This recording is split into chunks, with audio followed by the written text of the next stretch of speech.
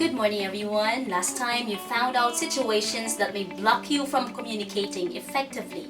Today we will discuss simple and doable strategies to avoid the barriers to effective communication. These are the strategies to avoid communication breakdown. First, clarify your thoughts before speaking. There is a need to clarify your thoughts before verbalizing them. This would avoid discrepancy between what is said or what is meant, or between what is said and what is understood. This would allow you ensure more precise or more accurate message to convey. Next, learn to listen. Listening and hearing are two different entities. Listening is more than just hearing. So to make intellectual judgments or sound criticisms, you have to apply the art of listening. Once you do not understand the message conveyed, do not hesitate to ask for further explanations. You have to clarify things out, or you have to ask questions politely. If you do not know, ask. If you do not understand, ask. It's better to be a fool for a second than to be a fool for a lifetime. Next, be cautious with your paralanguage. Your paralanguage refers how something is said and not what is said. So it has something to do with how you say a message, your tone, your pitch, or even your manner of speaking. So when you speak, you have to keep your emotions in check, you have to maintain eye contact with your audience, and you have to adopt a relaxed tone when conversing with others. Next, build your confidence. Confidence and self-esteem, though often linked, are not the same thing. Confidence is a term that we use when we describe how we feel about our ability to perform a task, but self-esteem is how we feel about ourselves, the way we think, the way we look, whether or not we're worthy or valued. So we have to be confident and at the same time have a positive self-esteem. But do not overdo it, because everything which is overdone is wrong.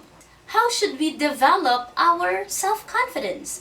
First, you have to practice. Practice speaking in public. Practice exposing yourself to the crowd.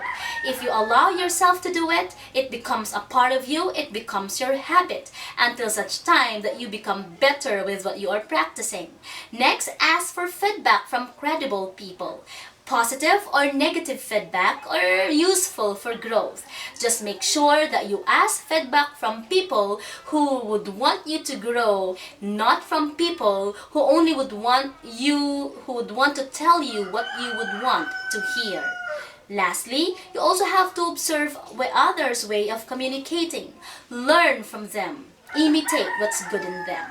Next, listen with both eyes and ears. Pay close attention to non-verbal cues and to verbal cues. We cannot communicate effectively by just using verbal cues.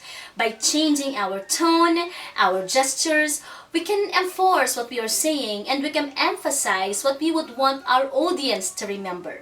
Did you know that when we are talking to people, or that when we communicate with other people, they only absorb 7% of what we say, but they absorb 93% of how we say it? They are focusing on the non-verbal cues. So listen to the words used by the speakers, but you also have to pay close attention to how these words are uttered. So do not just say you love the person, you also have to show him or her your good intentions, because many times actions are more credible than words. Next, minimize distractions. Look for a place where you could focus and concentrate. Stay away from an environment which is not conducive for growth and learning. Same is true in life. If you are people who distract you from achieving your goals, people who lead you to a not so good path, leave them. Minimize distractions. Next, be specific. Use simple and concise words as much possible when you are delivering a message. Be particular with what you want to express. Be direct to the point, because the goal of communication is to express, not to impress. And do not jump to conclusions immediately. People tend to jump to conclusions as easy as possible. Before giving your conclusions or your judgment, make sure that you listen attentively to the message so that you won't be misled. Conclusions should be extracted from a thorough analysis of the given information. You also do not want to be judged easily without knowing the real you, right? And how can we eradicate, if not avoid, this communication breakdown? The answer lies in the application of the 7 C's to effective communication. First, completeness. The speaker has to make sure that the message contains everything that the receiver needs to hear and understand. Important details and specificities must be included so that listeners would grasp the intended meaning. Completeness leaves no room for doubt in the mind of the readers and of the audience. Conciseness. The message should be stated using direct and straightforward words. Unnecessary words or irrelevant information must be eliminated. Be brief. The challenge, saying more by saying less. Next, consideration. In order to be effective, the speaker should be considerate of and respect the background of the receiver, such as the culture, the education, the feelings of the audience. This would bring rapport and connection. Concreteness. Effective communication should be backed up by real-life examples and experience. Support your ideas with facts and figures. Use words that are clear and cannot be subject to misinterpretation. Courtesy. Courtesy is the respect that we show to other people. So while sending the message, we have to be polite, sincere, enthusiastic, and reflective, and respect the receiver's culture, values, and feelings. Show respect, and respect will be given to you as well. Clearness and clarity. The use of simple and specific words to avoid confusion. Through this, you are able to emphasize a specific message, and the message will be clearly articulated. Because of clarity, the understanding of ideas becomes easier. The meanings of the words is enhanced, and the message becomes more appropriate and exact. Correctness. The understanding of your audience is directly proportional to the correctness of your ideas, because correct communication of ideas and thoughts is also an error-free form of communication.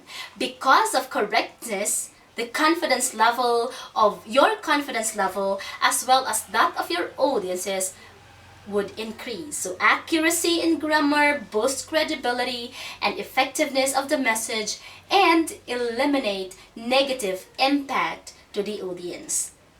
So those are the tested strategies on how to avoid and overcome communication breakdown. If you apply everything you have learned from this video, I am positive that you will become the best communicators that you desire to become. But if you have other self-made strategies to address barriers to communication, feel free to share those to everyone by using the comment box below. Goodbye! See you next time.